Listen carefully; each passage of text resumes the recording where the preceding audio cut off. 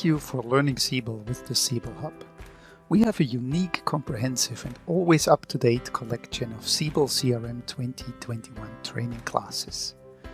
We can deliver live online and on-site training in the highest quality with the most experienced instructors. And we also offer a unique modular Siebel CRM 20 and 21 training. Follow the links in the description or on this slide to learn more and learn Siebel with the Siebel Hub.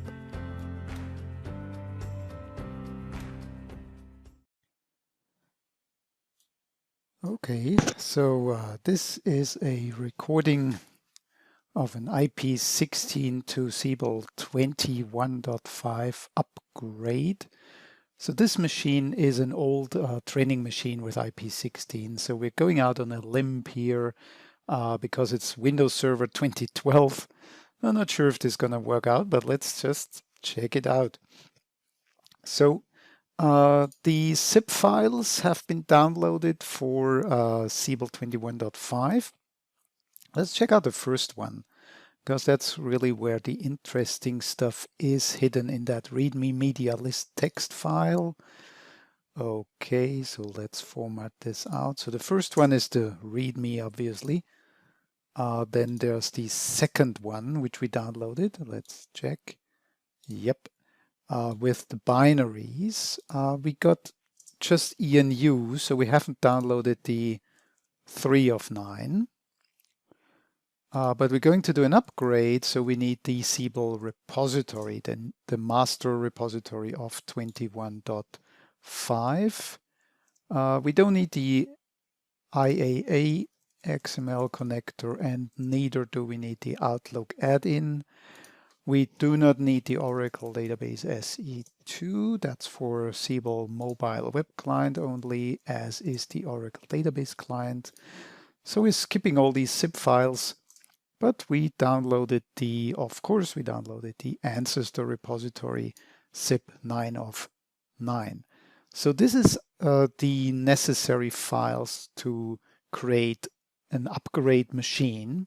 So this upgrade machine will have the database server binaries, the database server utilities, that is, and it will have Siebel tools to run the IRM. So we need to install all of these. So let's go. I'm going to extract maybe just 2, 4, and 9 right here. So that should take a few moments.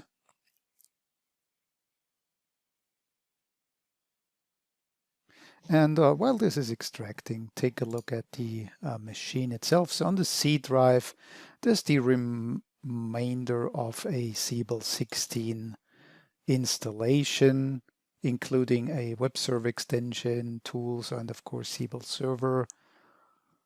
There is not much going on really. Let's check out the web template folder maybe in the Siebel server. No surprises there. Is there any custom? There are no custom web templates, so we don't have anything there. If you would have custom web templates, though, you would have to copy all of them into a folder on your upgrade machine. So, and the same goes with any custom OpenUI script that you typically find in the public folder, script Siebel custom. There's some stuff there, so which is interesting. Okay. Yep, because it was used for some demos back in the day.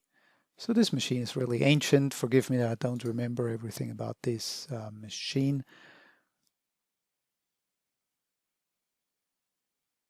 Okay, the extraction seems to have worked. So we got a disk1 folder, and we can discard the zip files. And now we are going to install the Siebel Enterprise components first, run the setup bat as administrator, So this is a regular Siebel MDE 21.5 install, or later or earlier, 21.2, really this whole thing started. So this is going to be in a new home. So for the sake of them, I'm going to install it in the D drive Siebel SES. Okay, we just are happy with English, so you would have to add any of your language packs here if you want to upgrade all the languages. And we make sure that we have the new database repository and the ancestor database repository selected. We will go through the configuration steps, not that it is completely necessary at this point, but to make sure we have a working Tomcat right away. So the enterprise or internal Tomcat, let's just use some other port numbers.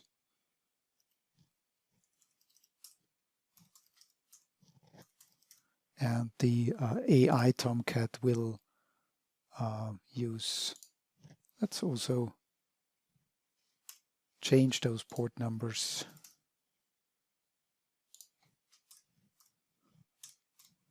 So we don't interfere with any existing web servers on this machine. And that is the primordial username. We need that later. Make sure you remember that password. You need it for bootstrapping the SMC. And now it's the key store and trust store. We have generated a simple self-signed certificate for this machine, which I stored here. So there's the Siebel key store. We're going to use the same file as key store and trust store for both Tomcats and provide the password.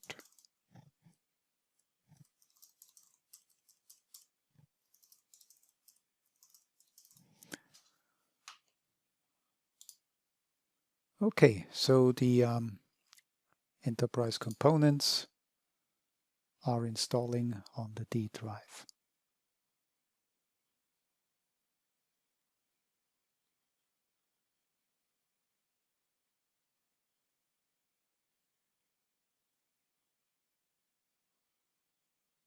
So we'll be back when the installer has finished.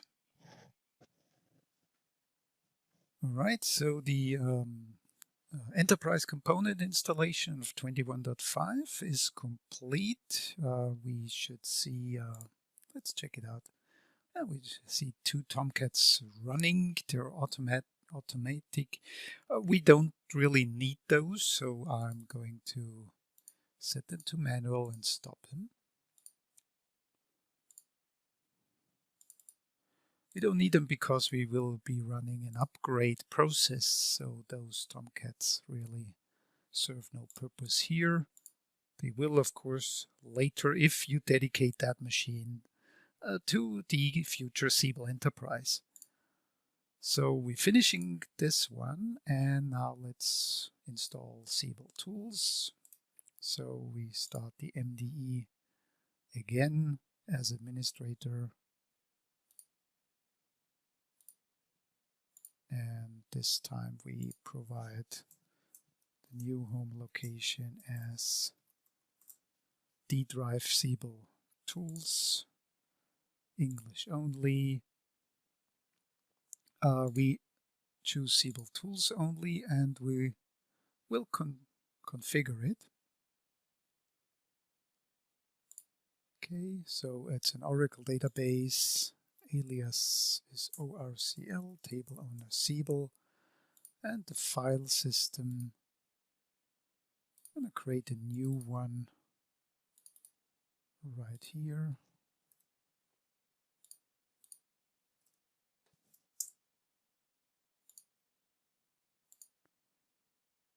And that's it. So, Siebel Tools installer running. Will take just a little bit to lay down the files.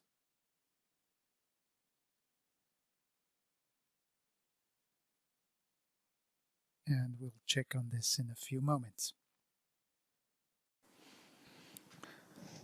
All right, so yeah, we're using a simple template checklist. This is not your checklist for any upgrade you're doing. This is just steps that are necessary in some environments, and in some they are not necessary. So we have finished the installation of tools 21.2 plus.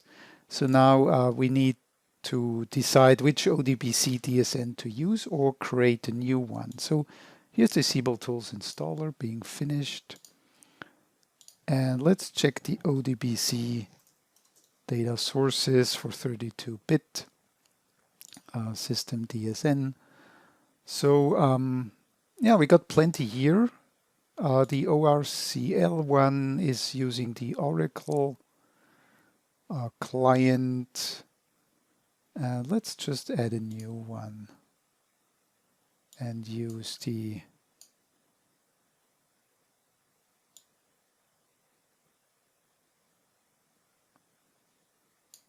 Siebel Oracle 90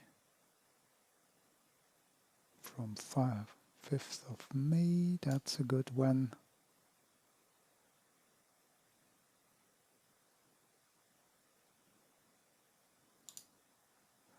And let's give it a name. Let's call it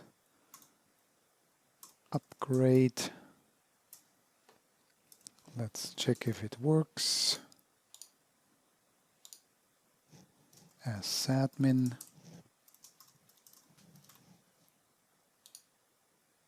Okay, so that's a nice one.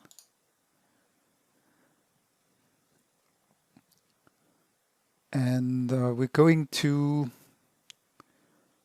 as well need to modify it. So here's the registry settings for that ODBC DSN. Let's copy that over. So if you create a custom ODBC, you need, or in any case, it's safe to check the registry settings. So we go Windows Registry and we find ODBC local machine. It's in that WOW 6432. Is it here?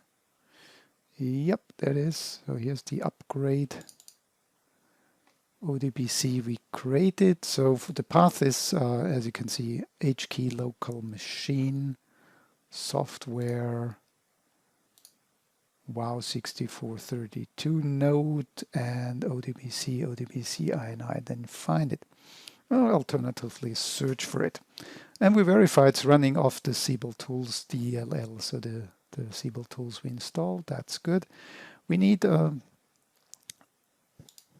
3 additional settings for that. So, oops, that happens. Need a notepad. There we go. So packet size, the first one, and it's 0. So we add a new string value, packet size of 0. We need enable scrollable cursors to 0.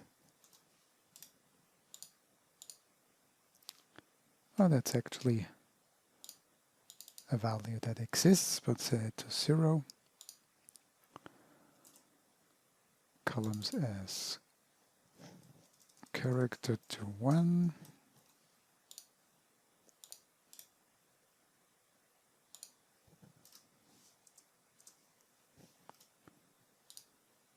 And column size as character to 1.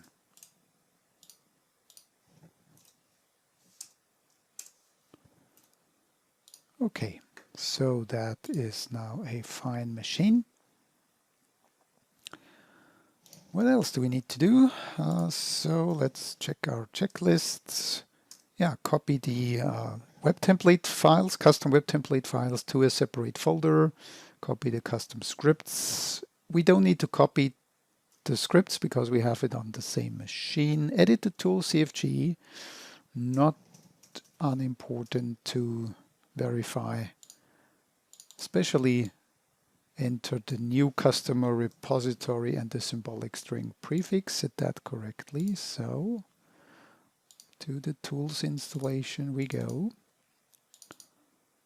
and check out the tool CFG, and of course the doc repository.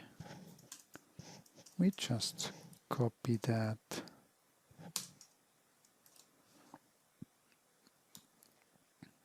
So that's gonna be new customer repository. Once Siebel Tools is about to start for the incremental repository merge, it will open this repository and the symbolic string prefix we are going to set to SBL underscore, because otherwise there's trouble. Okay, the server data source looks good here, but let's just verify. That's gonna be the first launch of the new Siebel tools.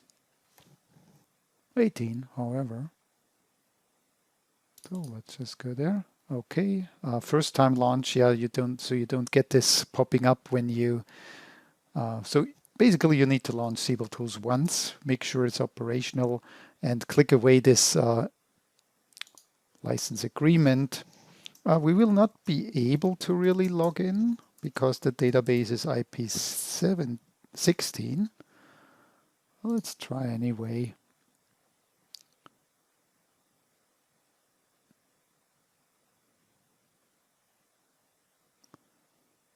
But yeah, it seems to connect to database, and okay, it's showing the repositories in that database, and there's a test repository there. So good, we talk about this. So we need to use the old Siebel tools to actually remove that repository. That's going to take a while, but we need to do it. So there's the old Siebel tools.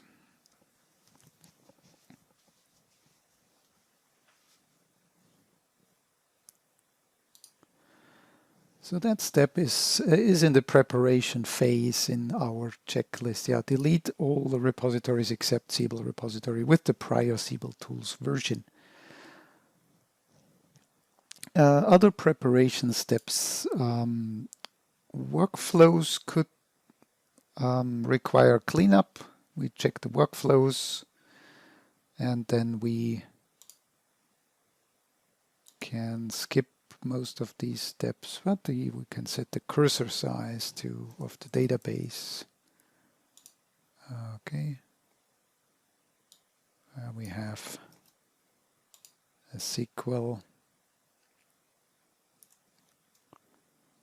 So that's the old Siebel tools. Let's open SQL plus.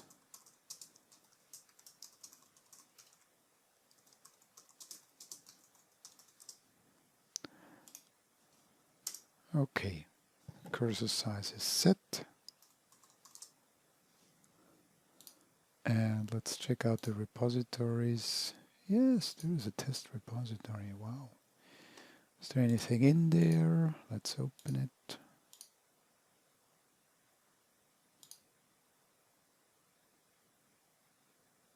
Oh, looks like it. Yeah, that's a copy of the repository.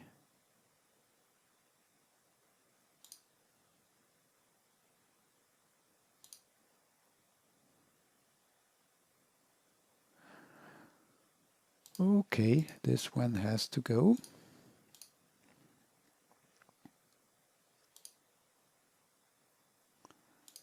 So delete record it is, and make sure step off.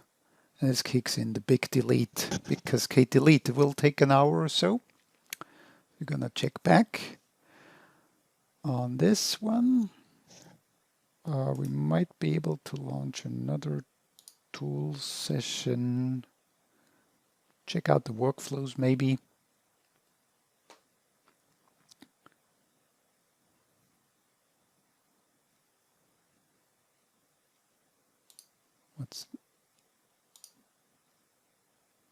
Okay. So with the workflows in IP16 and earlier, you have multiple versions of workflows. And that is no longer the case in IP17, where workspaces are introduced, and especially 20.7 or higher. You will have completely workspace-controlled workflows where only one version will ever be active. Well, if the workflow is active in the repository, it will be active. There's no need to activate it again in 20.7 and higher. So that's a big difference. But in any IP17 or higher version, you must not have multiple workflows or workflow records with the same name and the same status. So, of course, all these vanilla workflows are in a status of completed. So let's just query for version number greater than 0. Can we do that? Okay, there's only one custom workflow. So that custom workflow has 2 versions, and one is not in use and the other is completed. So what the upgrade will do, it will deactivate any non-completed version automatically. But if you have plenty of them, like hundreds or so, it might be prudent to just delete those workflows before you run the upgrade. Delete all the versions you no longer need. And make sure the completed version is really the version you're running, because there might be some discrepancies here. So we can keep it because it's just version 0 and 1, and version 0 will be deactivated. Actually, to prove a point, I'm gonna just revise that workflow and activate it maybe a few times to have have a few more versions, right? So this is just for testing the waters of the upgrade, and I'm also gonna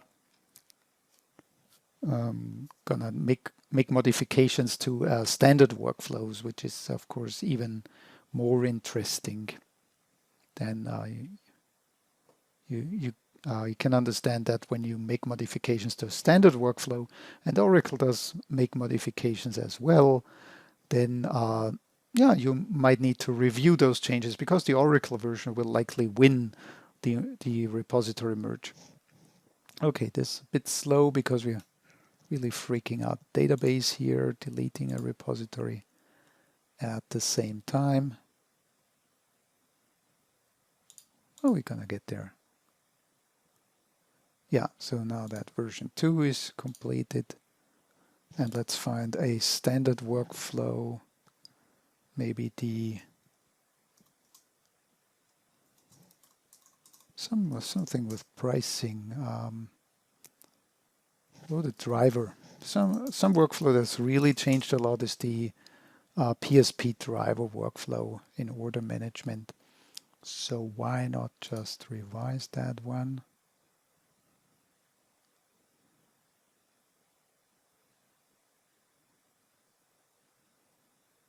And activate. We're not actually making any changes, we're just forcing a version increase.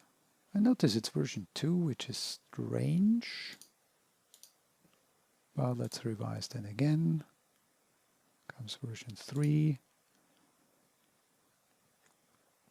And revise it again. So basically what we're simulating here, let's make a change in this one. Let's make a change. Is there anything we can change?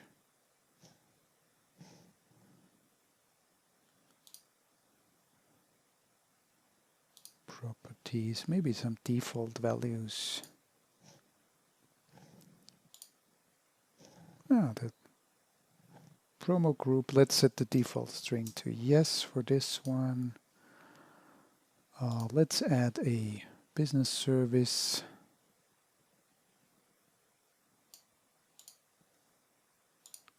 Let's just call ELISA.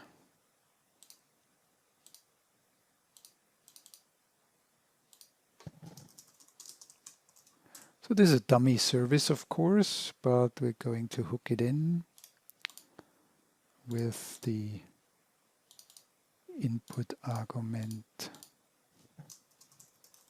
upgrade.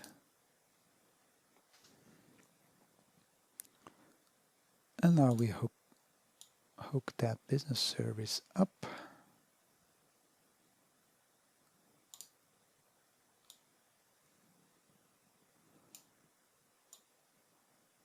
So custom business service added, and that's a change we save here.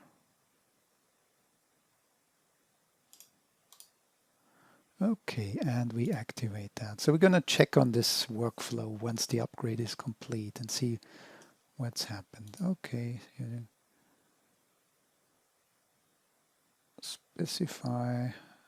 Yeah, that's fine. I'm going to publish it anyway.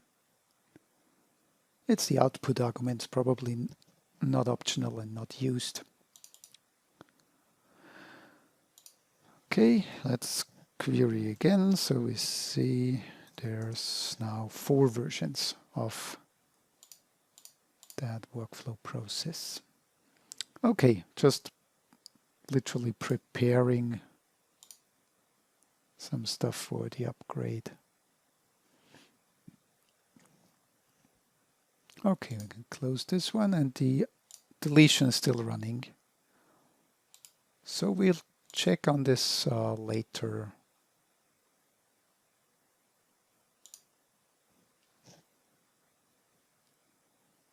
And so we have played around with the workflows a little bit, so we can check, and we set the cursor size, we have a backup of database, and then we are ready to run the UPG rep def and incremental repository merge, which will be fun. So here we are again. That repository deletion is still ongoing. Shouldn't take too long. While this is ongoing, we can run the database server configuration wizard. This one, let's say.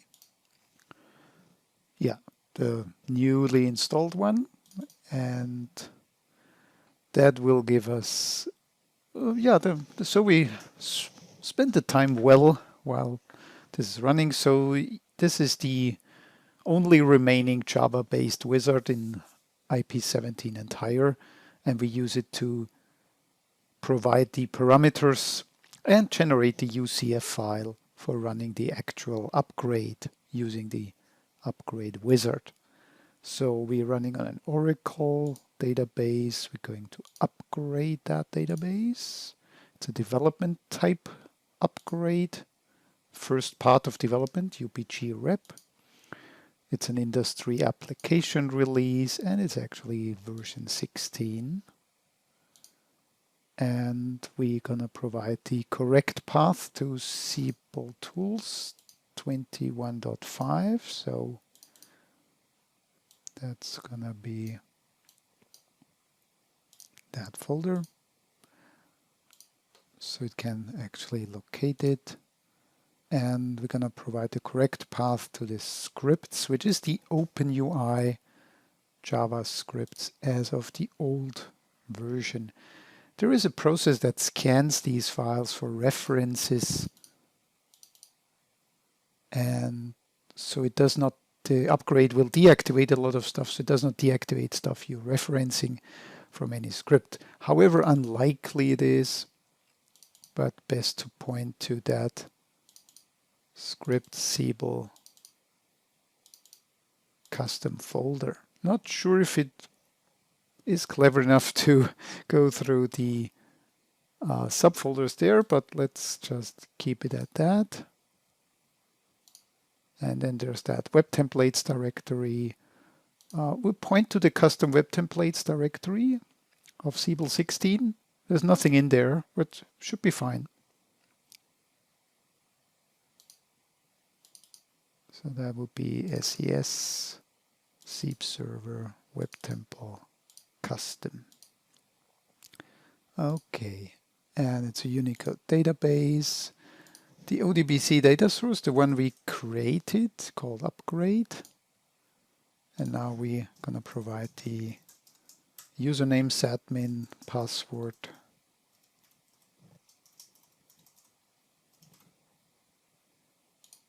And it verifies against the ODBC. So it's fine, no error here.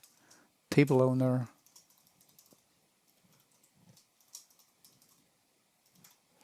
Also verifies that one. Okay, tools is ready. Oh, just in time. So only one repository is left, so you can close the old tools. Index, table space, and table space name, not sure about that one. Let's quickly log into the database and check that. Table space name from user table spaces. So we got Siebel DB IDX and data.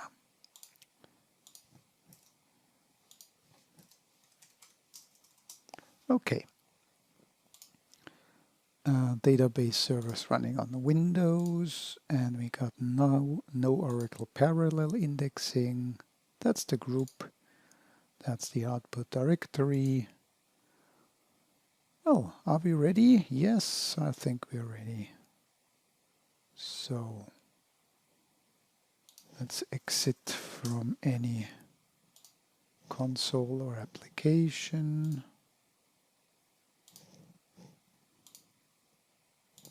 So there's no Siebel session running, no Siebel services running, just the database and the upgrade wizard. So here's the upgrade wizard, has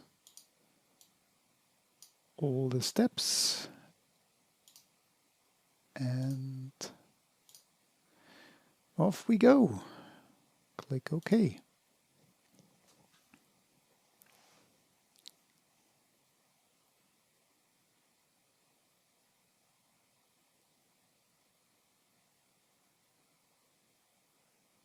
So that will kick off a lot of scripts and a lot of stuff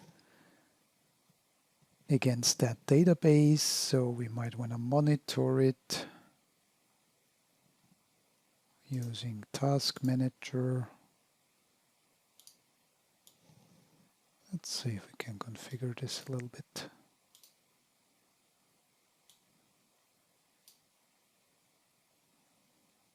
So that's a little bit better.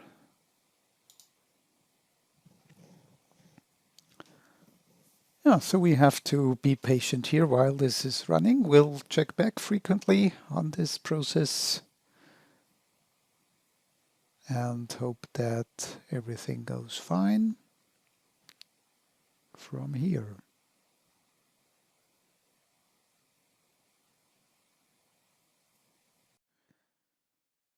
Okay, we're checking into our upgrade machine. Yeah, it has been quite busy. So you see the upgrade wizard has completed a lot of steps, and that is a good sight. So it's currently exporting the prior customer repository. That's the former Siebel repository that it renamed to prior customer repository. And once it's done that, it will proceed to import the prior Siebel standard of 16, the new Siebel standard of 21.5, and the new customer repository. And that is the preparation for the merge, of course, so that there must be 4 repository versions in the database. And if you're interested in what's going on exactly, then you might just hit the Siebel server bin directory and run the logparse utility.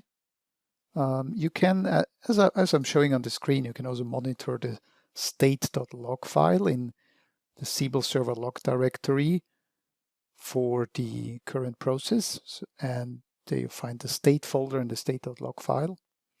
There's one way of doing that, but the other way is much more graphical. So I'm just running logparse without any input to see what parameters are required. So we run logparse with Siebel root, so that is the Sieb server, or actually SES folder, I guess, with the language parameter of ENU, with the process name, which is UPG rep dev 160. You can also provide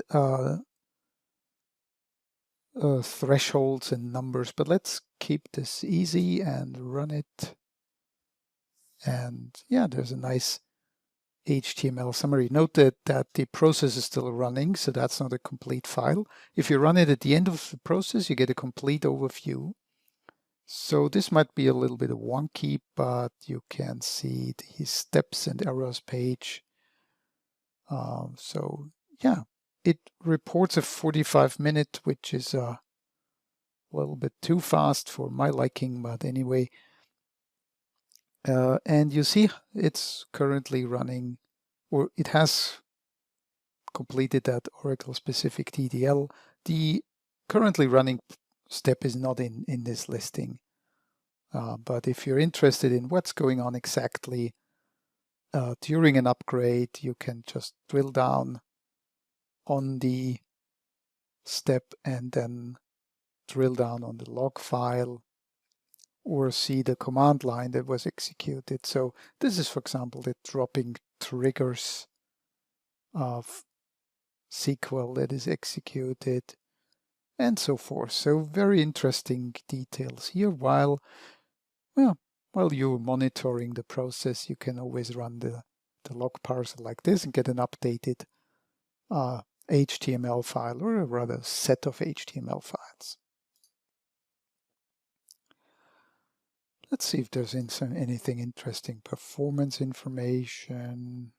Well, some zero-row statements already, but that's nothing exciting here. And the DDL summary,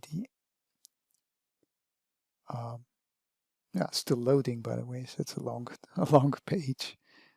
Yeah, listing the net cost for index and table creation. And you see this DDL statement summary and timing. So anything here that you can spot out of the ordinary, extreme runtimes or so, help you preparing for your next upgrade even better. Okay, let's close this for now, and let's see. We're still exporting the repository.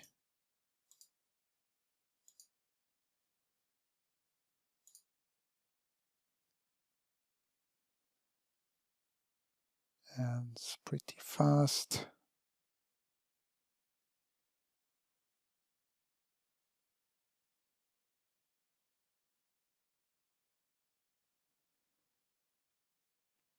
So we are letting this run, and we'll probably have to check back when the import is finished and we're ready to actually run the repository merge. There will be a break on purpose. So we fast forward a little bit in the upgrade wizard, if it lets us. There we go. So there's a step called take backup of database and update database stats, which is actually a prompt.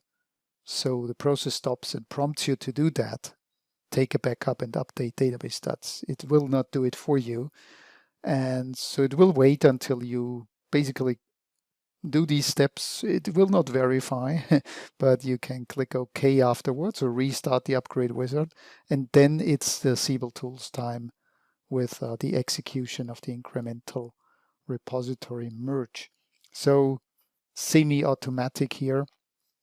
And yeah, we're going to have to wait until this take backup prompt appears, and we'll check back just then. So, has taken a while, but now the steps to prepare the repository merge are completed. So we see the upgrade wizard prompting us to take a backup of database, execute database stats. So we have done that.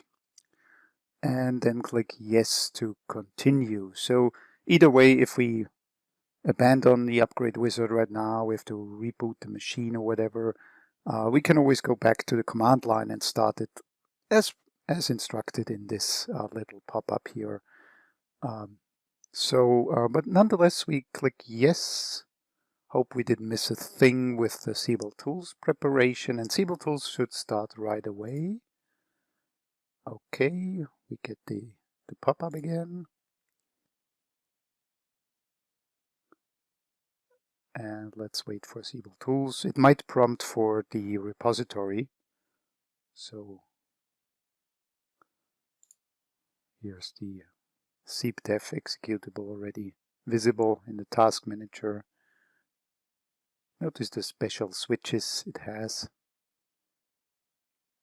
It will take a moment to start up and become visible. Okay, no license keys. That's interesting. That database definitely had license keys. The license keys have been deactivated for whatever reason. So there's a workaround here, which we will quickly implement. We can't enter any license keys here, so click cancel. The upgrade wizard did, of course, now abort.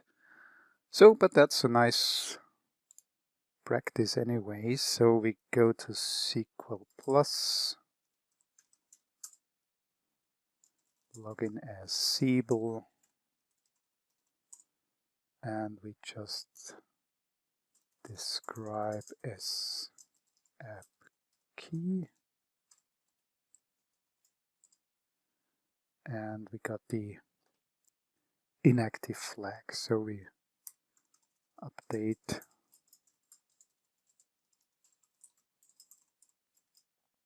and as a workaround we just set all the inactive flags to no and commit that, and thus we have all the license keys.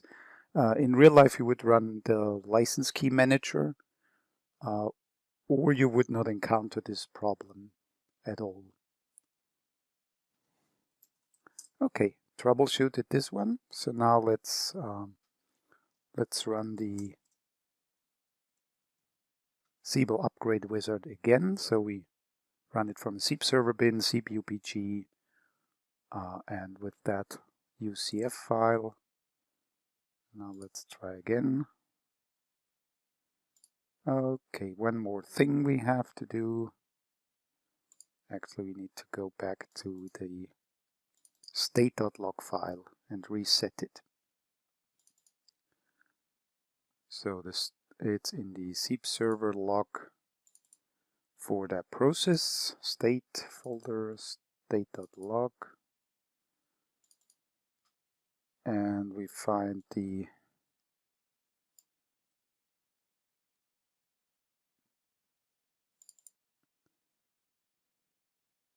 error. So we just set the step for repository merge and the next one to incomplete. So, and saved those changes. So now the wizard should pick them up here. Let's try again. Okay. So that's better. Let's see if tools now plays.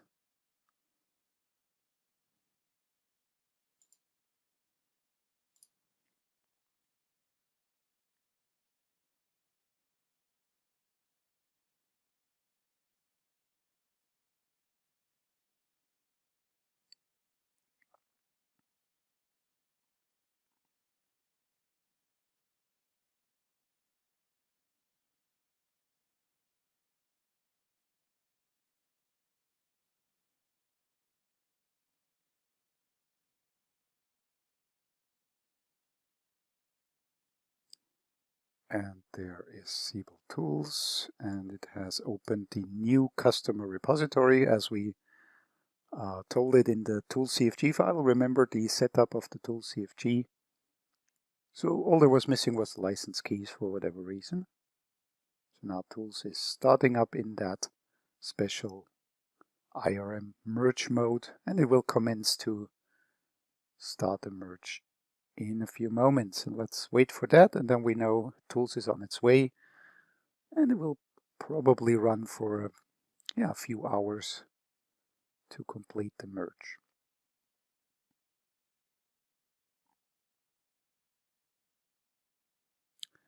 Okay, that's the window we've been waiting for. Yeah, what Oracle dubbed the iPack Deployment Wizard. Innovation Pack Deployment Wizard is no longer deploying innovation packs since we're upgrading to 21.5. And that's not an innovation pack, but let's just go with the flow here.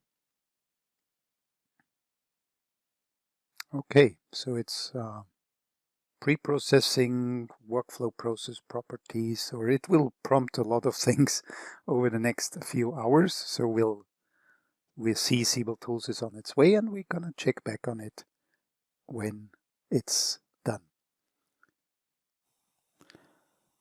Okay, so we're checking back on the incremental repository merge. So Siebel Tools is finished doing the merge. So it took like 2.5 hours roughly. That was fast, but it's a close to vanilla database, IP16, so we don't expect much. So now when we click OK, the upgrade wizard will finish the UPG rep step. So let's see if that is the case.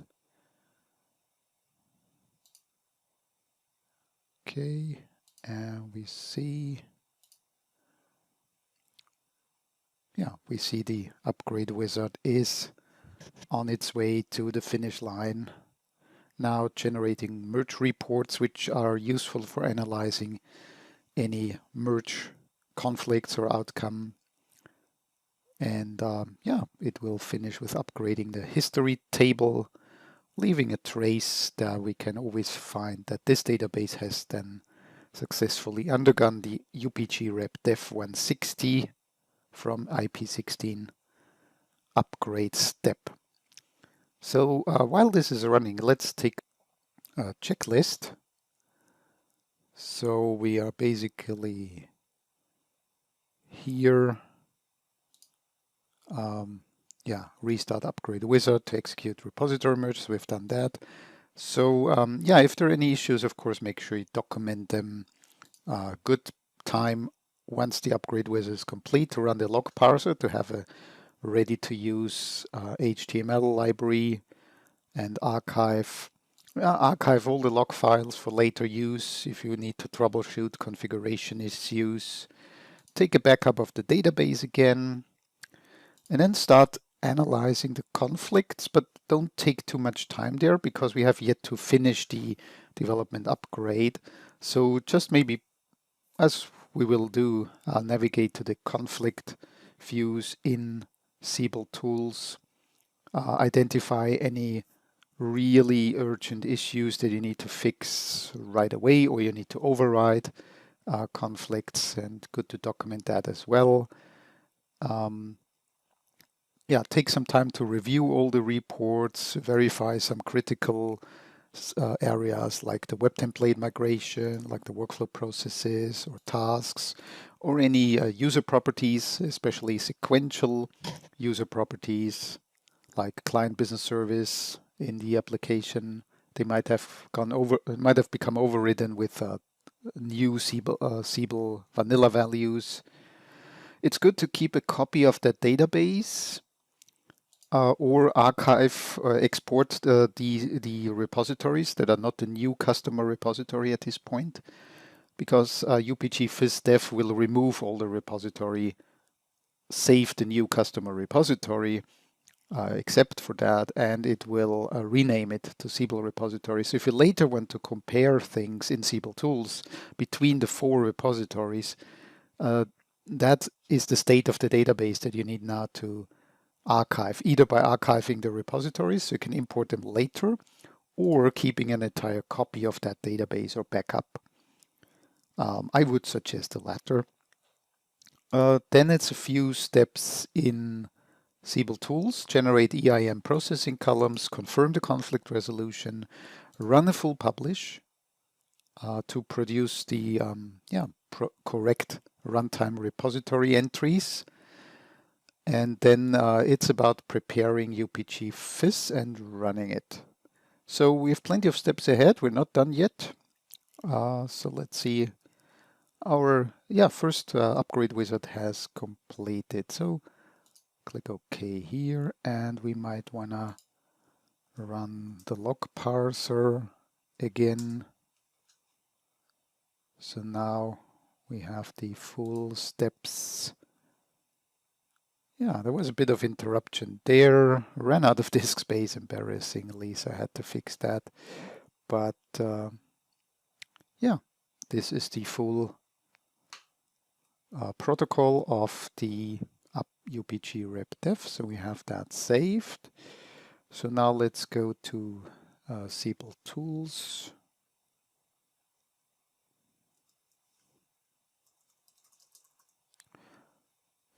But apparently, I want to check if that's the correct one.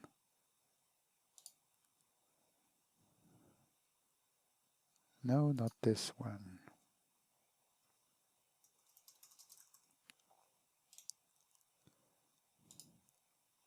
This is the one. Let's just put it to taskbar.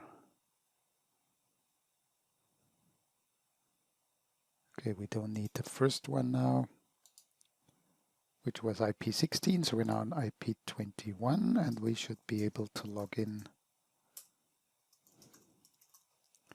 to that database.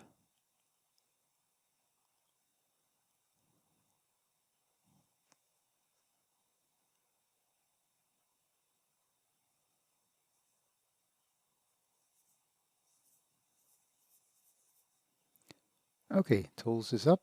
Notice there are no workspaces yet, so no workspace menu because that database is not ready.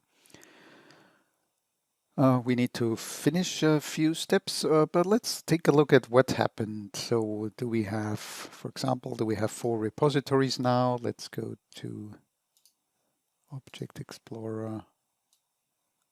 Let's see everything about workflows later. Repository, okay.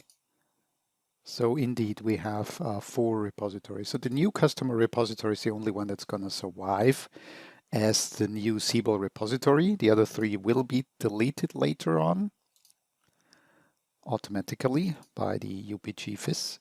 And we can check out on the screens menu application upgrader, the application upgrade object list. Let's start with that one. So we see the merge. Don't worry about errors unless it's not a completed merge, so it's complete. And you see for each and every object it has kept tabs on in a special table, and for each object with attribute differences it has filled the conflict table. So if you have any object in mind that might be of interest, like the driver workflow we have updated. That's a bit, so let's just see. That's a workflow process. Let's see. Okay, there are a few workflow processes. And the attribute is filtered by critical conflicts by default, so showing all the changes. Well, you see the project ID has changed for this one. So it uses the custom value. So the new standard is different and the prior was the same, but we have modified the workflow, put it in our own project, so that's fine. And we see which workflows have been added to the new customize as a result of the merge. And we see a few workflow processes that have differences. So using that query technique or exporting or reading those tables in the database, you can get a good overview what happened during the merge. And also prudent to check out the application upgrade attribute list, which gives you all the critical conflicts by default. So there is actually two, which is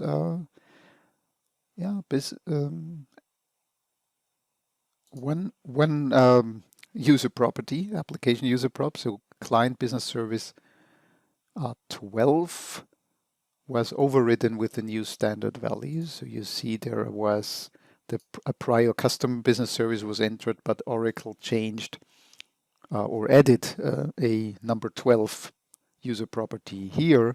And in this case, Oracle wins. So we must make a note. We can't override this really because we need that service. So we must make a note to create a new user property and add our custom business services here as well.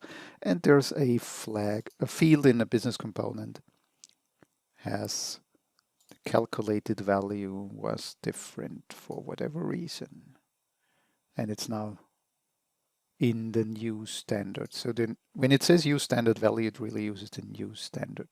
You can choose the override flag, which will toggle to the custom value again. But in this case, we just accept the standard value. So there are just two critical conflicts. Show all the non-critical conflicts. There are none, and show all the changes. Of course, that yields a huge list, and you might just want to skim through this, mostly comments and stuff like that, which is really non-critical if it's updated by either party, the customer or Oracle. But to give us a ballpark number, yeah, there are a lot of them, like text alignment, comments. And don't worry if there are thousands of them, usually you're just fine, yeah. Okay, so we have analyzed that a bit. Of course, there needs to be more effort in real life, so this is just a demo. So we have now, we have one task to do, generate those EIM processing columns. We can do this right from here. Tools, upgrade, generate EIM processing columns. This generates temporary EIM column definitions that might have been lost or overwritten during the upgrade. So it's important if you use EIM. As a result, your repository gets a comment which is later checked. So make sure you run this step. And now we need to confirm the conflict resolution, which means we need to start Siebel tools from command line as documented bookshelf. So this we can close now, and we prepare the command line to match our environment. So that's the Siebel tools, and the password here is Siebel 17, and again. So important to set these parameters as instructed in bookshelf and run it from command line. This will launch tools in a special mode, so it prompts a dialog where we will confirm that we have reviewed and analyzed and cleared all the conflicts, or at least made notes for later.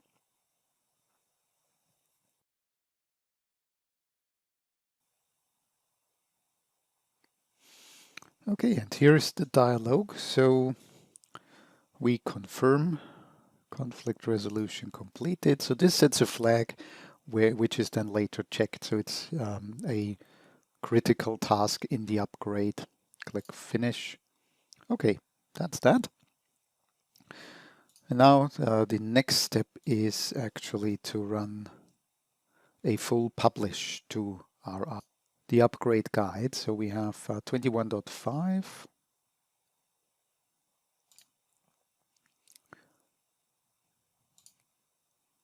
And we use the database upgrade guide for Windows or Unix.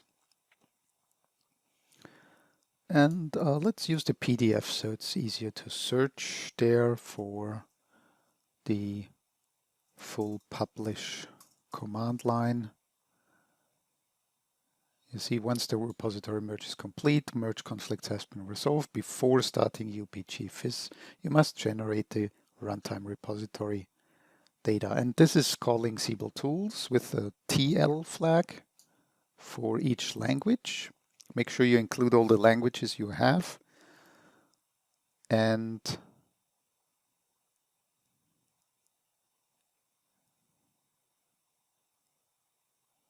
full publish flag at the end.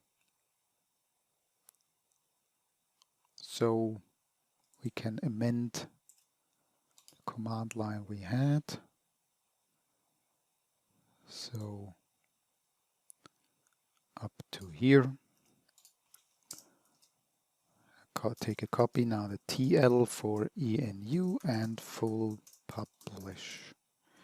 Okay, this is a lengthy process. This is going to take a while.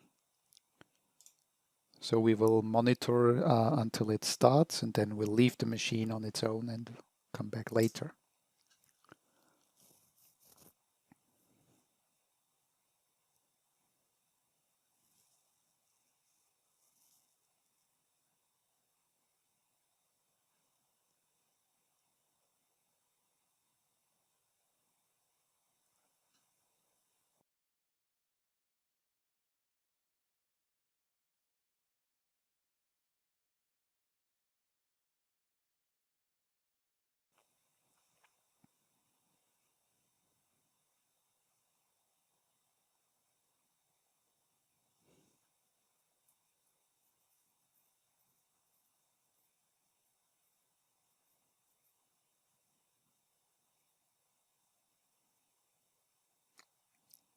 So tools is coming up, and let's check the task manager here.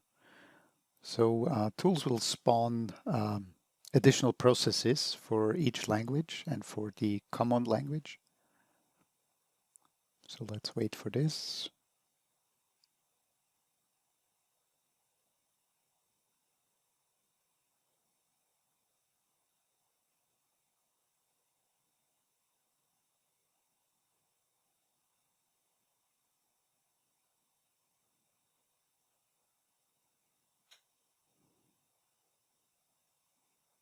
Yeah, you see those full publish internal processes that are now taking care of the actual export to the runtime repository tables. They like a full compile in the SRF days. And notice there's one for all languages, general stuff, and one language specific process running. So this will take a while, and we just let it complete and check back later.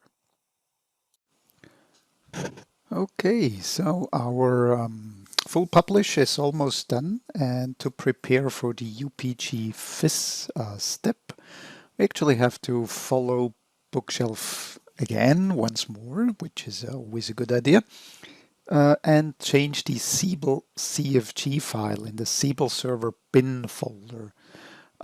These instructions are, as of Bookshelf 21.5, they still apply. They are necessary to support the encryption upgrade. So let's make these changes. So client root directory, server ODBC data source, and data source name must be amended. So let's check out on our machines. Go to the Siebel server bin folder, find the Siebel dot. Oh, it's actually in the language. ENU, Siebel.cfg, and so we define the server ODBC data source. So that's the ODBC data source to be used, and we have created a custom ODBC data source for 32-bit called Upgrade.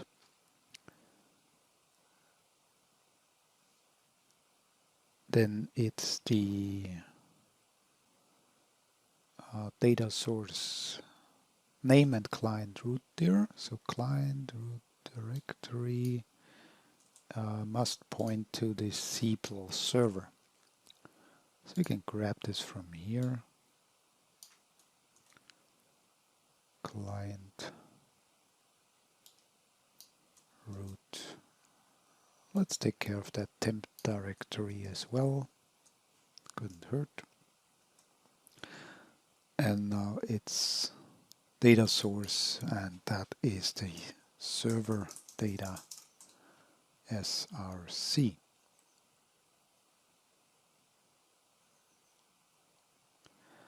That server data source doesn't look right either, so let's just, well, let's see. Can always amend it later if we run into an error. So it doesn't talk about that server data source section. So we've done the needful, and what does our checklist say? So time for another backup of the database, and then run the database config wizard and subsequently upgrade wizard to run UPG fis dev. And that should give us a Siebel repository and workspaces. So a ready-to-use Siebel 21.5 development database.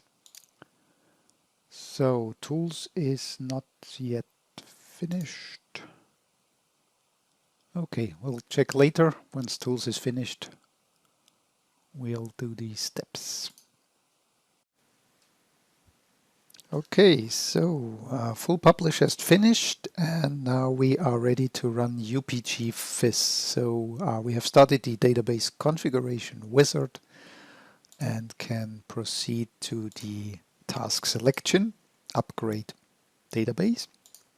And we still are in development upgrade, and this time we choose upgrade custom database schema, aka UPG fis. Still industry application, still IP16, still Unicode. So we use our custom ODBC data source, provide the username and password. Then it's the table owner and password.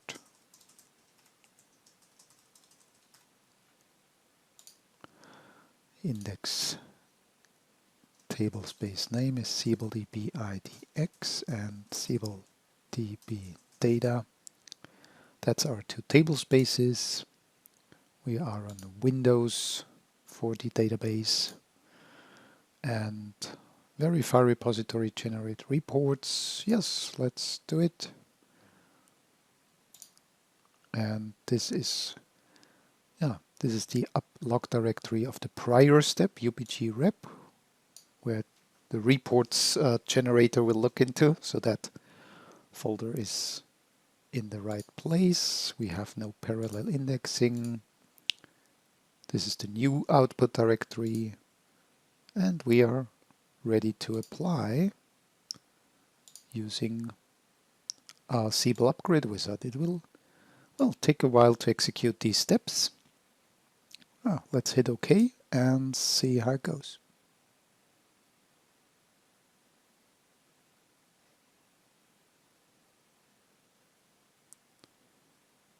So, seems to have started off quite well.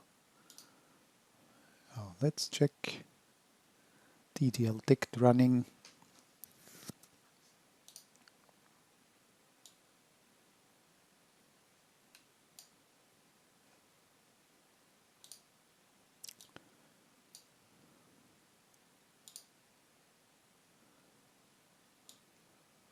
Let's see if we can move that a little bit.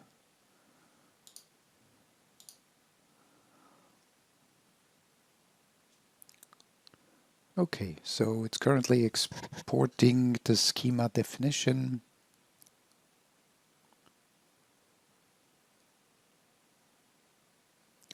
And we'll let this run and we'll check back on it later. And it is done. So the Siebel Upgrade wizard has finished the UPG FIS. And yeah, it's time to verify a little bit. So this is all a live upgrade of an IP16 training environment to 21.5. So we click OK. And yeah, close any editors we have. So let's run logparse for this process. Should be a good habit to run logparse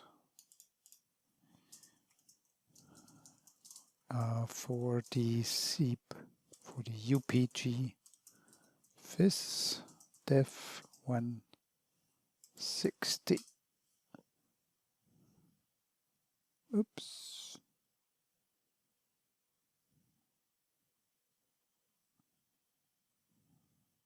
Something missing here. SGR.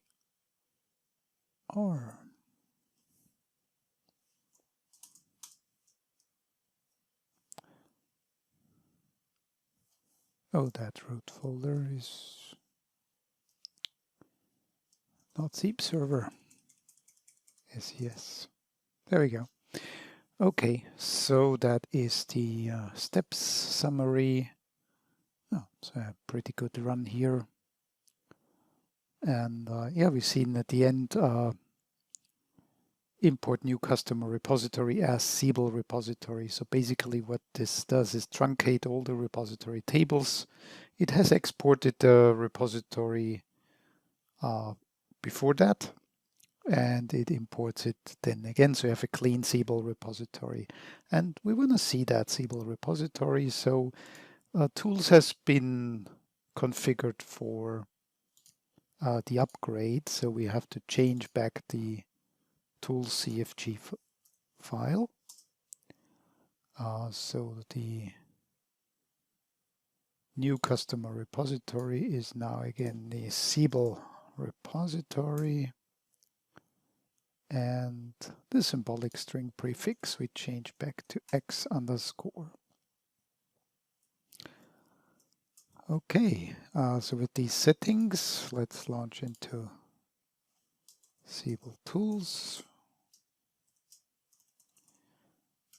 And we're expecting workspaces, a main zero workspace. We're expecting the merged data, the merged repository, the resulting Siebel repository. Okay, there's one left over here, but let's open this one.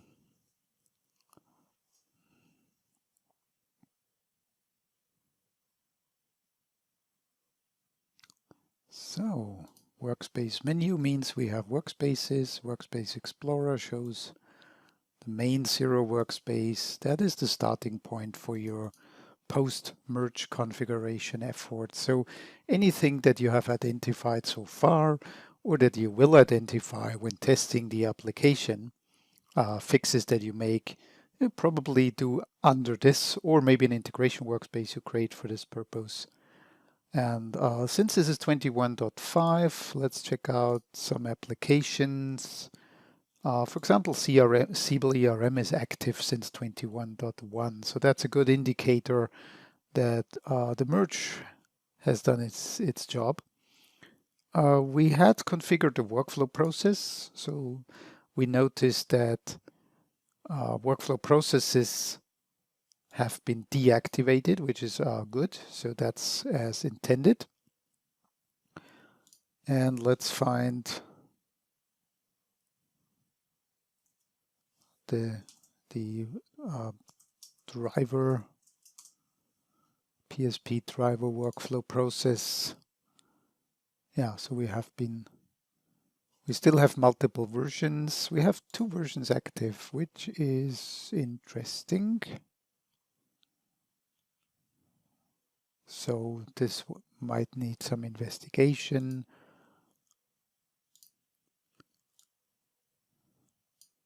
So we have a completed 4 and 5. So you must then, of course, find out which one is the correct version. So we made changes to this workflow. So let's just take a look here.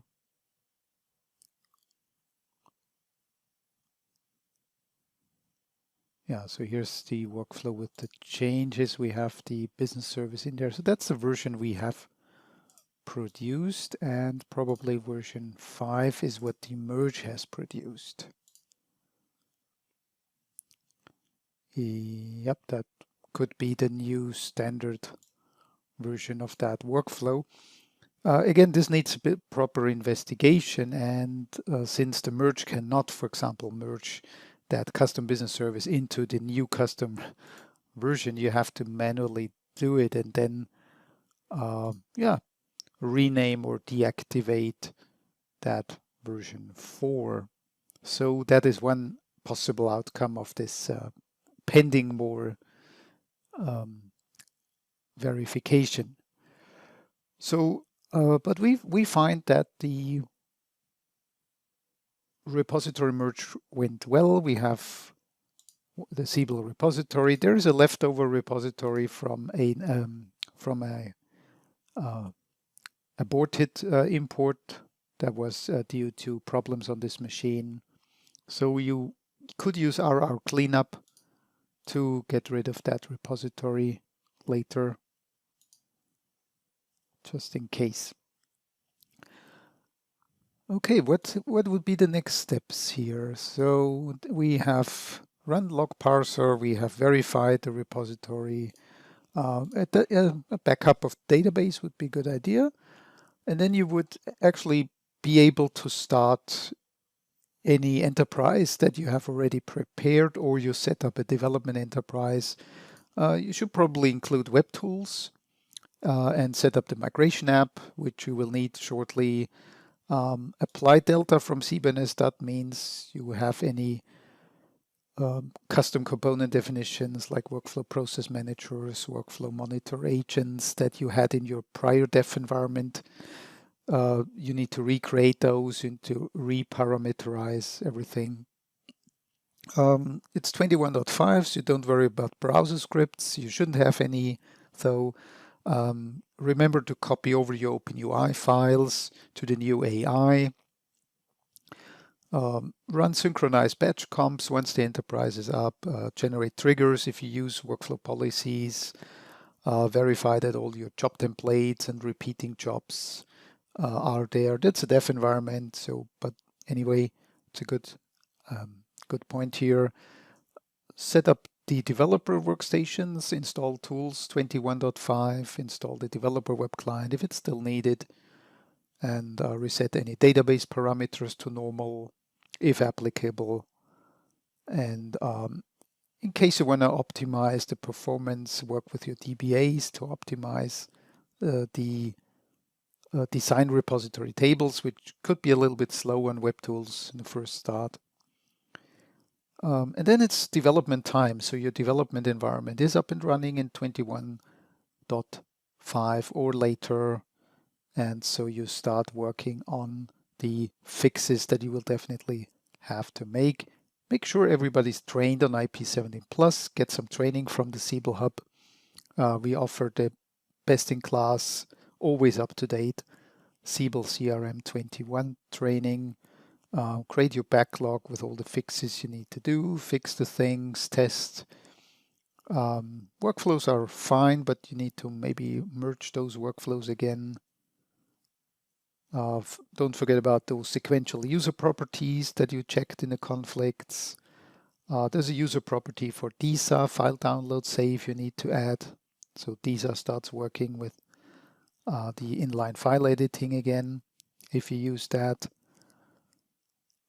Check out the release notes, all the release notes that you have crossed, literally, and check if any configuration instructions are necessary to apply. That is, repository changes that you might need to make to get some bug fixes. Yeah, LOV migration. If you have heavily customized or heavily complex LOV, then there might be a strategy discussion or further fact-finding. Validate your scripting, look for dot notation. There are several bugs that have been fixed in 21.5, but you still need to verify that all your scripts work. Eventually, you would end up with a repository with lots of developer workspaces, and at one point in time, you're ready to migrate this to a test environment. It is then a good strategy maybe to clean up, run a flatten and full publish, to get a new main zero workspace with all the changes you have made so far. You have verified now, weeks after the upgrade has run, that you have a running application that you can start testing in a test environment. And before you go and upgrade that test database, export the runtime repository and schema as instructed in Bookshelf. And that is the final step in the development upgrade. And with those two files, custrep.dat and schema.dll,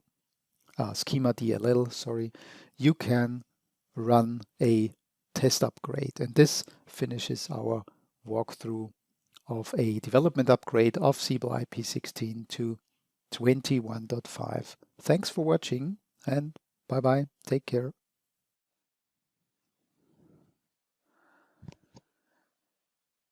Okay, so yeah, this is the final steps of a development upgrade from IP16 to 21.5.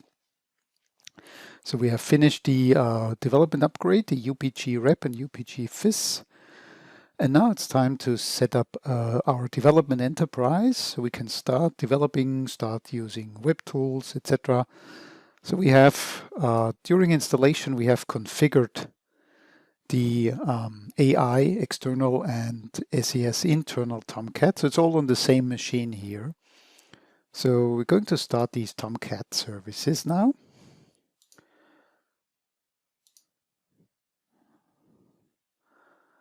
And we're going to bootstrap the enterprise. So yeah, this is the first time on this machine. Bear with me. That's the machine name. I'm gonna put HTTPS. And 8443 was the chosen AI TLS port. Let's see if we get a Tomcat response. No, we don't. Okay, check out the Tomcat external server XML file. Maybe it was the wrong port. And it is 9443, indeed. Okay, you can always verify that. Okay, that's our self-signed certificate being rejected initially by the browser. But once we proceed, okay, the Tomcats have been running. So now let's see if we get a /Siebel/SMC. There it is. And we have noted down our primordial user login, sadmin. That's the user that can only log into SMC in this state. And we get the bootstrap step 1. So now let's not embarrass myself again. Let's just check the application container internal server XML for, and that's 9011. So our host name, siebel21company.com 9011. We choose the TLS listener port, which is the port that the gateway server the gateway registry service will listen on. That's not the zookeeper port, that's the gateway port. And we specify the sentimental 2320 port. Okay, we save this and we have a good connection to that gateway. So the AI has now registered that gateway as its cloud gateway, and now we are going to specify a security profile. So we have to create a data source. Let's call it DB, and we're going to use basic database authentication. Because our database is on the same machine, we can type localhost, port number, service name, and the table owner, Siebel. Click Next, we specify that new data source, and we specify the test account as admin.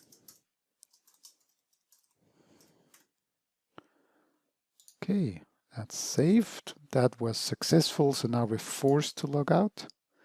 And now we can log in with the real database admin account.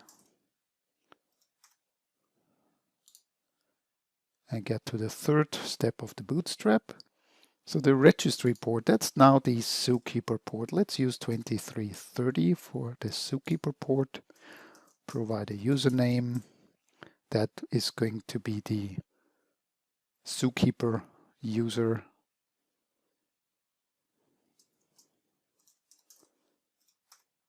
Confirm the password. And save.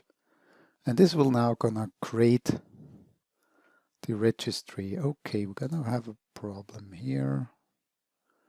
Why is that? Okay, it's because the gateway of the previous installation, IP16 installation, is still here. We're gonna get rid of this gateway name server using maybe Windows service control delete gateway name service. Okay, so the service is now gone. We're also gonna remove that Siebel server. So that is just necessary because this machine is an ancient training machine that I picked for the purpose of this, and so we have some surprises there, which could be just like in real life. So we confirm, okay, those old Siebel IP16 services are now removed. So we just might try again.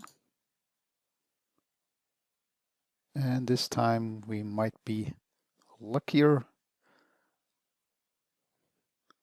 So we could reload the services.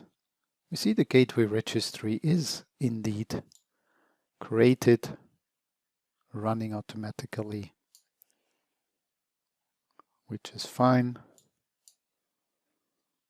And now we have a zookeeper instance, and we verify that zookeeper instance by finding Java executables. Here we go. That's the zookeeper in gateway server registry.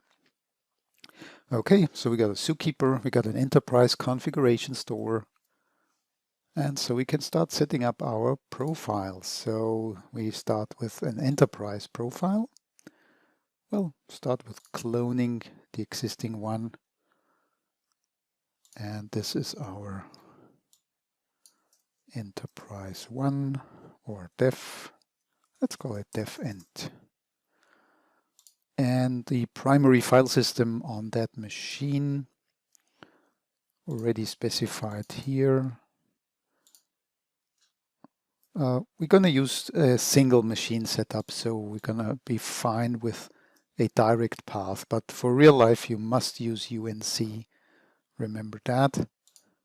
And this is the user to connect to the gateway to register the enterprise, so admin will be fine. Second page, we have the Oracle information.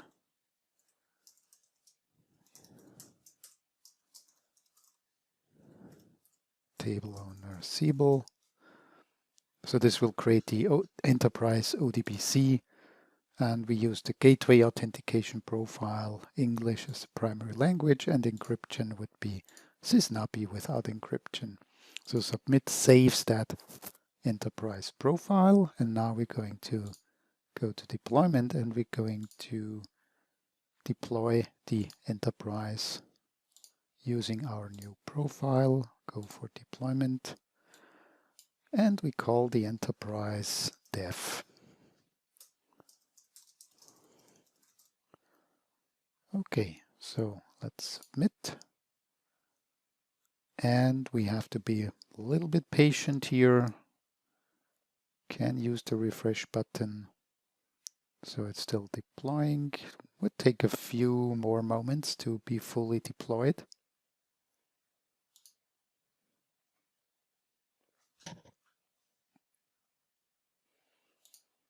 And here we go, green ball, which is very nice. Green ball just means deployed, and not like anything's running here.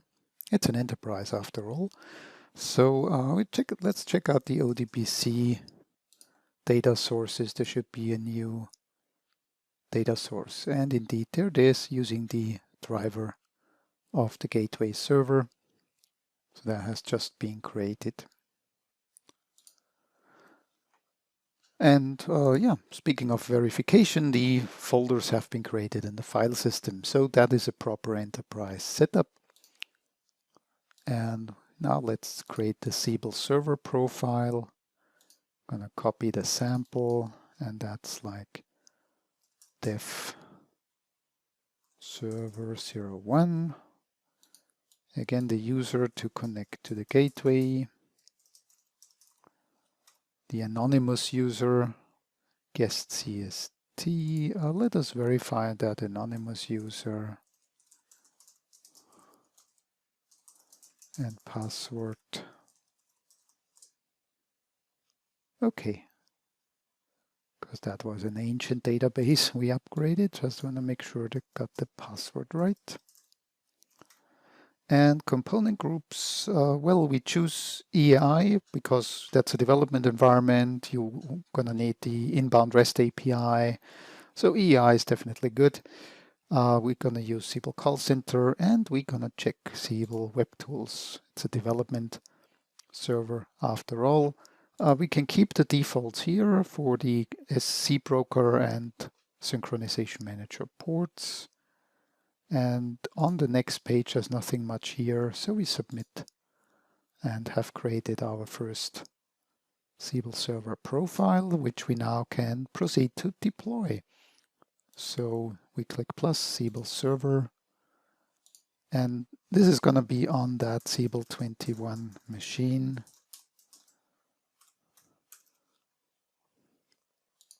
And use the profile, go for deployment. Let's call it server 01, dev server 01, and we deploy English only. So let's hit submit here. And this is gonna be very interesting. So we see some business here. Server config X is running, which is good. Zookeeper's quite busy registering the components and stuff. And in a while, we should see the Siebel server starting up. During that process, the Siebel server will be started. It will be stopped again and restarted. So take like anything between 5, 10, 15 minutes. So here's the new CBES. We see the new Siebel server service starting up already. So we should see it already here in the Windows services. There it is, all right. I'm gonna set it to manual because I later want to control it with the script.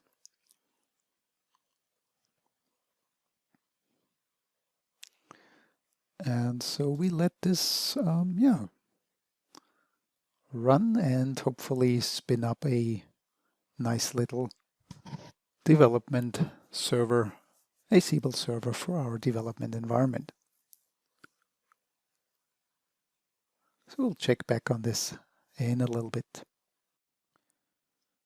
Okay, so after hitting refresh one more time, we saw the Siebel server is indeed fully deployed. So we have several Siebel object managers running there. EI is a big group, so it took a while, and we want to speed up that server a little bit. That server, whenever we need to bounce it, we definitely don't need all of these components running.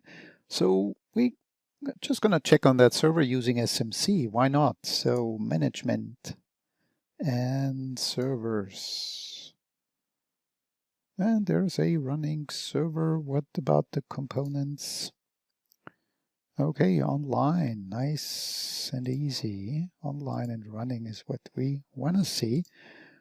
Okay, and now let's configure those components a little bit, like Business Integration Manager. We definitely don't need to have this online all the time. So we go to configuration, servers and components. And we just gonna set, well, sort by component group maybe. Yeah, we don't need that. Self-service, e-service. What I'm gonna do here is just set all the components that we do not really need to manual start. So they will not be in online state, they will not be started up when the Siebel server starts. Of course, we keep EI Object Manager, but the rest we can really live without and have a very swift server start whenever we need to bounce it.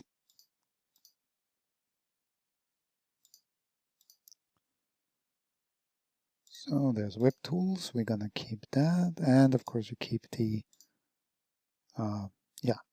system components, not gonna mess with those. Okay, so we got the server, and now the final step, or one of the final steps, not the very final, but one step is still needed to get a login page and get UI. So we're gonna create the application interface profile. And that sample profile provided here is nice, but it's awfully big. So when we clone it, we're gonna have all these application sections that are not really working, because the SMC only allows us to select components that are running currently. So, but anyway, let's make this a def AI.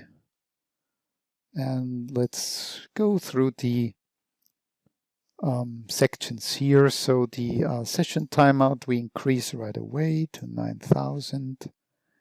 Let's make a 5-minute warning. Guest session timeout. Maybe let's keep those 5 minutes. And we're gonna set the password for the anonymous user. Definitely need to do that. Let's check out the rest stuff. Again, anonymous user, basic authentication. Yeah, logging is fine for now. Can always change that later. And object manager for REST is EI object manager. I'm gonna provide here the response base URL correctly. 9443. We can click next, and now, yeah, all these application sections we just copied, we delete most of them. We're keeping DAF, maybe. Let's configure correctly for EI Object Manager. Okay. Gonna delete this. Call center we keep.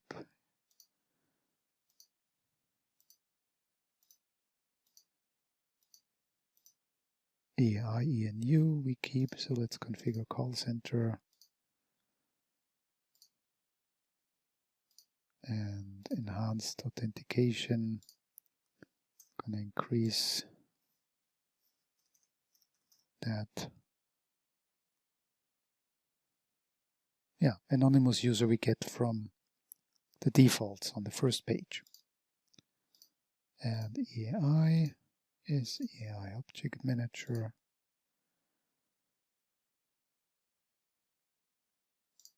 Check here. Yeah, let's keep those shorter session timeouts for EAI. Web Tools is here. So Web Tools Object Manager it is. Also choose a higher timeout.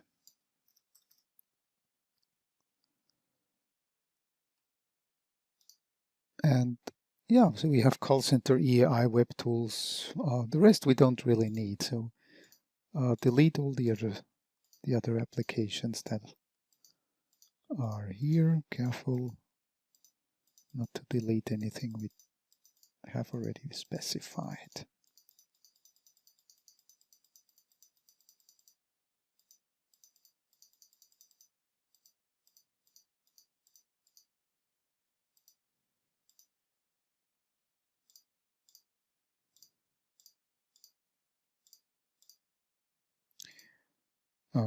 Okay, next page, nothing here, and also we just keep the defaults.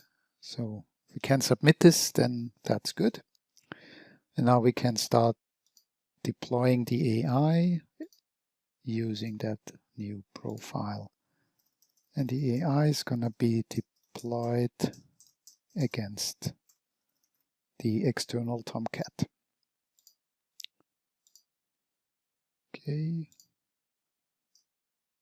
let's call this AI def or AI01.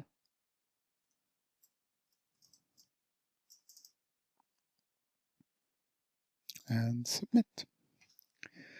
So let's see, refresh. We got a green circle, so that's very good. And now, a little bit of luck, we have a Web Tools login. Siebel app, Web Tools ENU. Definitely is a login page. So let's see how these indexes work out, how the database is doing. This could be a long wait now, but let's just see what happens. First times Web Tools login.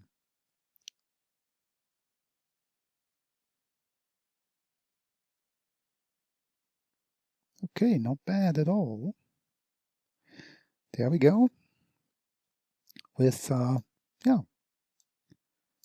Ooh, what's going on here? That new?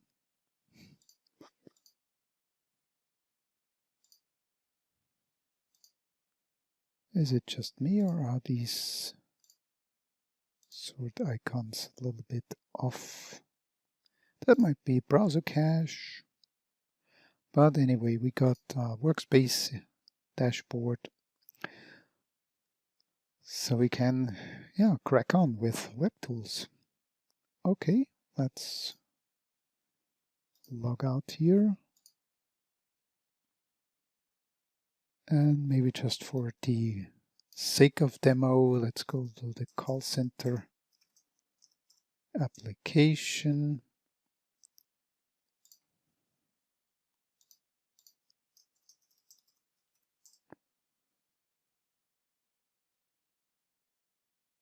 All right. So there's a custom homepage here, obviously, custom icons.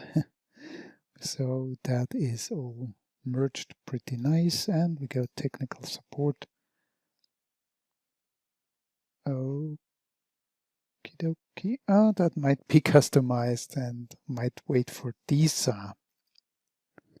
That's a training environment where we do some DISA customization on this very applet. So this DISA is not yet installed, so Gonna do that later.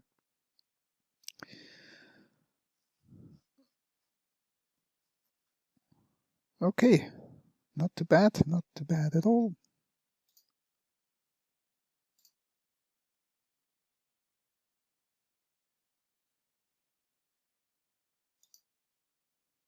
So here we go. Running Enterprise on the freshly upgraded Siebel development database from IP16 to 21.5. A few things, of course, left to do, like setting up the migration application, but you might want to just watch the videos available on YouTube or on the Siebel Hub for that. And yeah, so that's the end of this upgrade. We have a working environment and can start developing. Thanks very much. Bye-bye.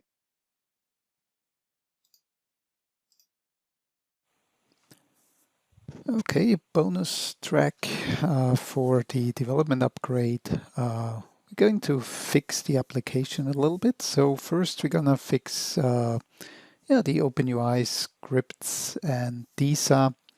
So there is a new application user prop that is required for DISA to still support the inline file editing. So we will be adding that. We're going to fix the client business service user prop where we have found a conflict. So let's get going. We are in Web Tools. So we're going to create our first workspace in this new freshly updated database. So that is upgrade fix 01 user props. And there we go. So we're going to work with Siebel Universal Agent. So let's find that application. I need the user properties, not displayed. No problem with Web Tools. Just check and save. And that's applet. Sorry, I'm gonna look for applications, of course.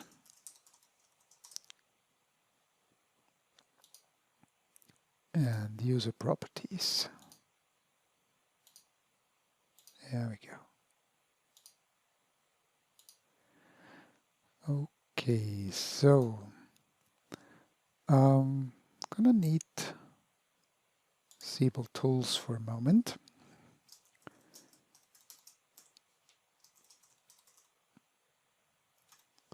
And while Siebel Tools is starting, let's get, so here this is the client business service user property that was overwritten by Oracle. So we need to create a new one. And we also need to add the file download save user property, set it to all or supported file extensions. So that's for DISA. And in Siebel Tools, we can look up which service was originally Client Business Service 12. So we can prepare to create Client Business Service 13. And it's a Black Sheep business service.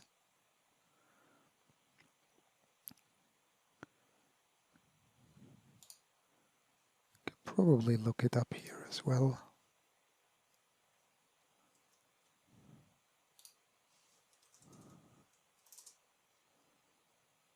BCRM utilities, that's probably the business service anyway. So good. Okay, so this, by creating that new application user property with the next sequential number, we have actually corrected the merge conflict. We will still keep number 12 because, of course, that's what Oracle wanted to add, and now we're adding this one. Okay, so that is that, and we're gonna deliver these changes. So version and submit and deliver.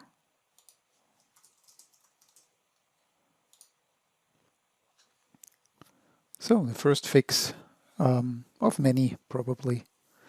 And while this is delivering, let's copy over the files from IP16. So I have saved them here, custom scripts. And let's open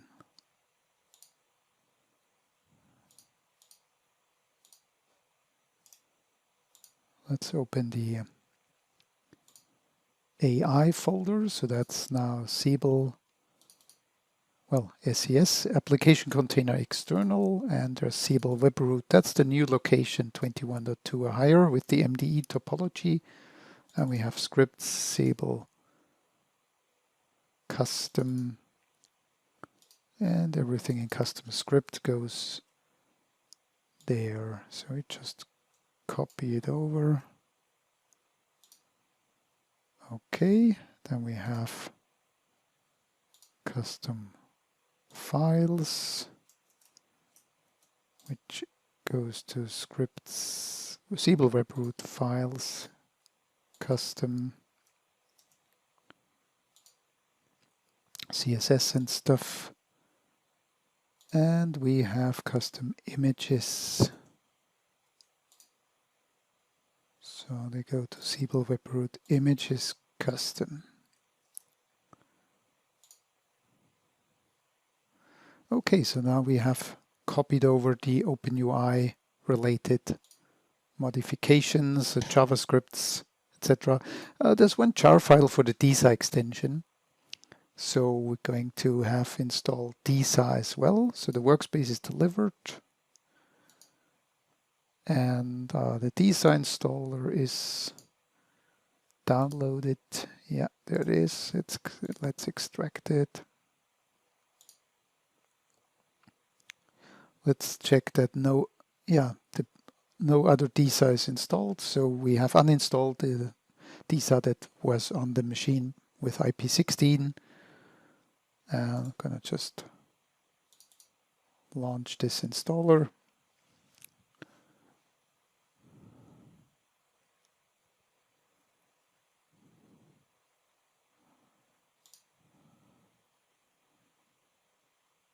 And yeah, we install it on the D drive. Port is fine. Allow list, we specify Siebel 21, Siebel21company.com and localhost. We generate a key store.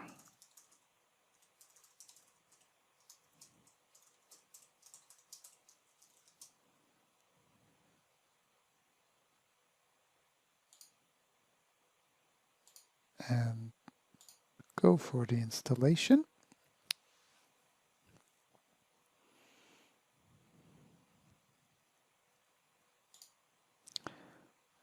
Okay, so we also need to download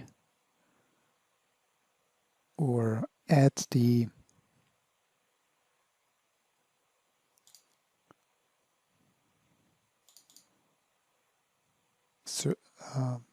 root certificate that comes with our self-signed certificate. So this one, we can install this in the trusted root in Windows, of course. So that's one thing we can do right away.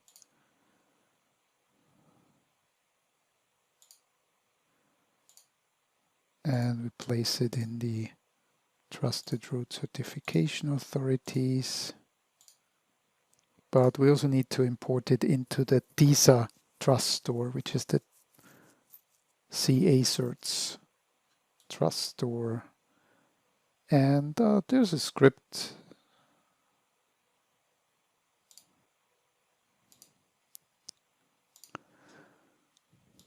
So we're going to prepare a little script. We need a Java key tool and gonna specify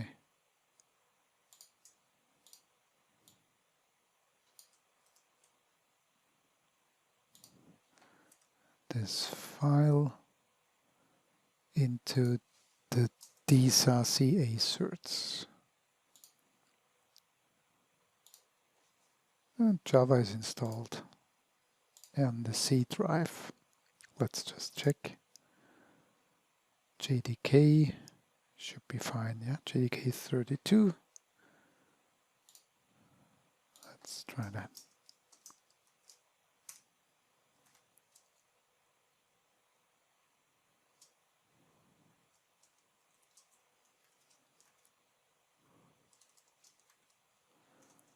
Okay, let's try and run this.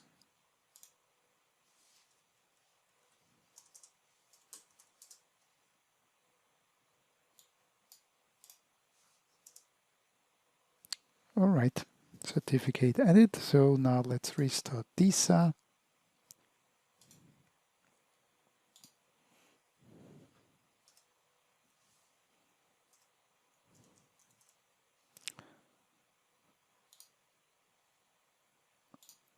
Okay, DISA is running again, so we can do a test. So first of all, we're going to clear the browser cache for good.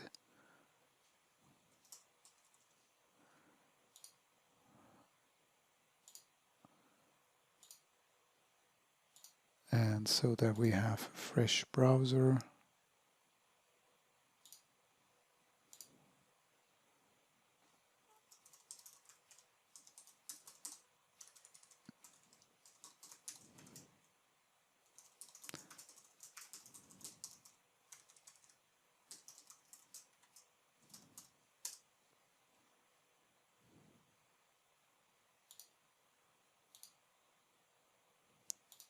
Okay, port number missing.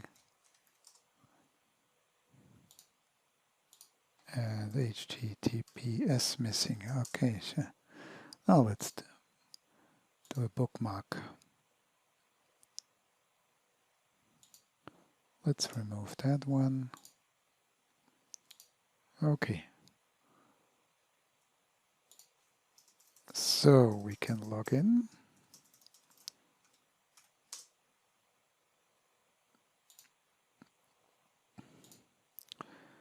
So now let's try DISA standard functionality. So we go to accounts. An empty, let's find an account. There we go. Let's go to attachments. New file. Well, we're just going to get that RTF file. And once we download it, yeah, we get an edit button. So that is verifying functionality of DISA. And WordPad opens, and that is test 21.5. Save it, finish, and it's uploaded. Okay, so DISA is operational again. So, and since we uploaded our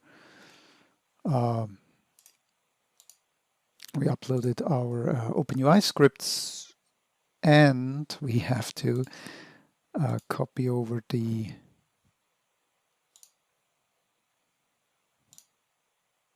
jar file to the new DISA installation.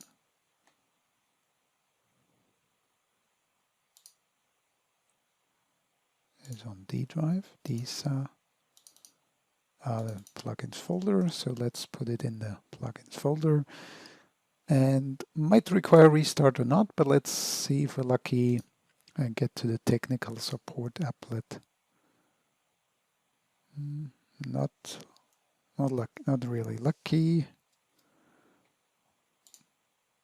So that applet giving us a few trouble. Okay, error downloading file, custom DISA integration, PRPM. So these, we should have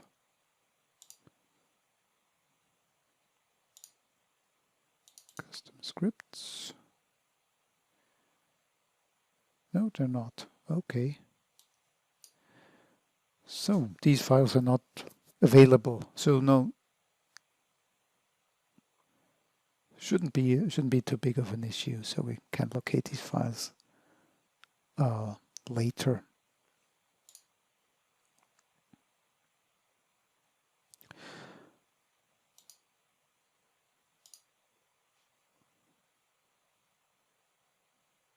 Okay, there's also a message about HTTPS on that custom home page.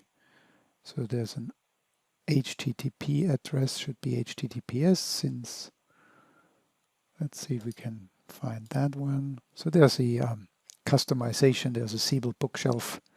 It's probably a symbolic URL. So let's maybe find Siebel documentation, Oracle.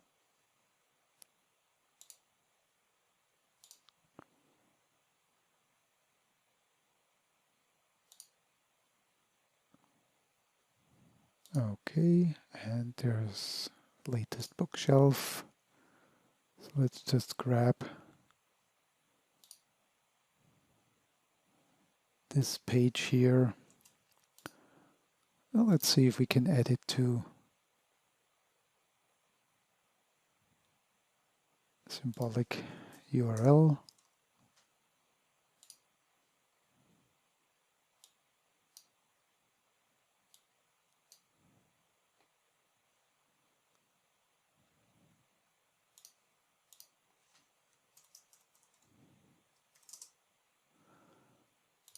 Okay, so we just changed that.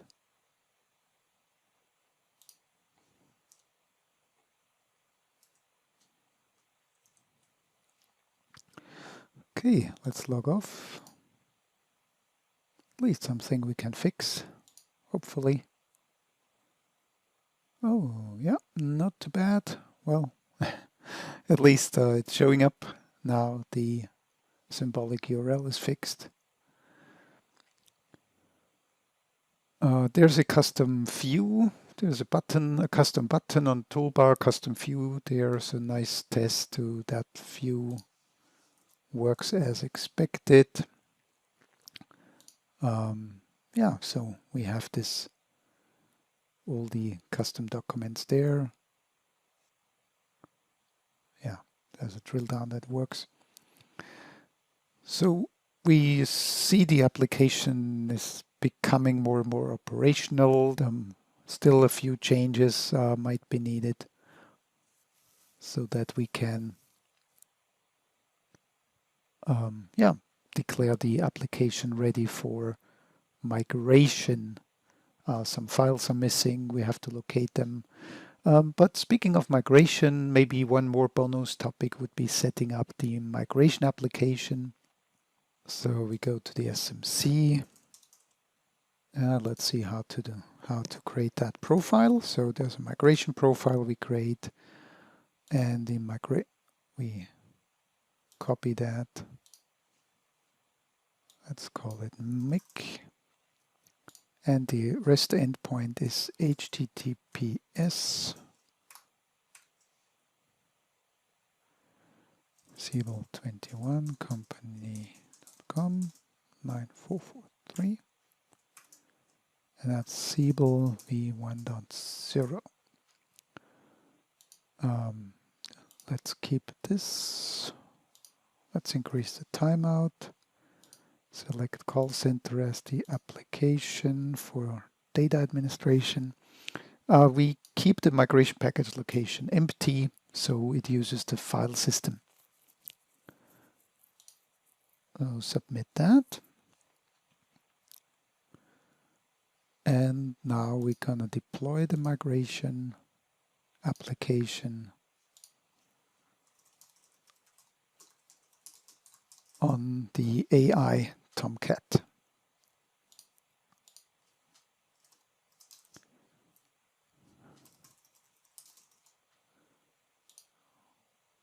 So that is now deployed, green bullet. And we should be able to log in with Siebel/migration. Okay, we've got a login page. And we're in. So the data connection seems to work. Of course, there's nothing in there, so let's create a new connection to the dev endpoint.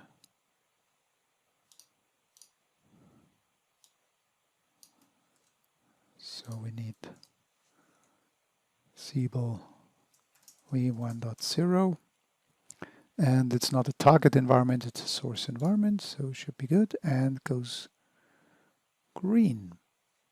Okay, so we might want to create a migration plan just for test. So we do an export, and let's see, we do an, well, we can do the runtime, we can export main version 1, and it should be a zip file in the file system once this is finished. Will take a while, but we can, it's a good test. Not that we're going to use it. So we save this plan and go to execution, execute it, file test.zip, and we can verify that, yeah, the services start running. So that will run for quite a while, but it's a good test for the migration application if you do a first full export of your repository, and later on you're going to do maybe synchronous migration. So you need a second environment that you set up. All right, so we are on our way to a working application. We have made sure that some of the customizations are working again. We are missing some files we need to locate. And we have a running, well, it's definitely running. We'll check later if it's successful, but the migration application is also deployed. Okay, we check in once more to our machine. So the migration application is actually complete with success. So that is good because we now can see in the file system there's the migration folder with the test zip file. So again, this is just for test, we're not going to use it.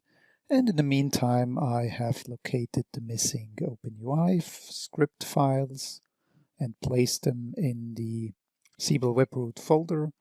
So here is now the opportunity view, and the missing script is a simple demo where when you query the applet, you can see the form mode highlight PR kicking in. When you query, it's a green background, and when you create a new record, it's kind of a red background. So that is a simple PR example. And the DISA extension in help technical support also works fine now, adding machine related information, reading it from the machine directly through DISA and passing it back to the PR for this applet, and also is now fully operational. So one less thing to worry about. All right, and with this, thanks much for watching, and yeah, take care. Bye-bye.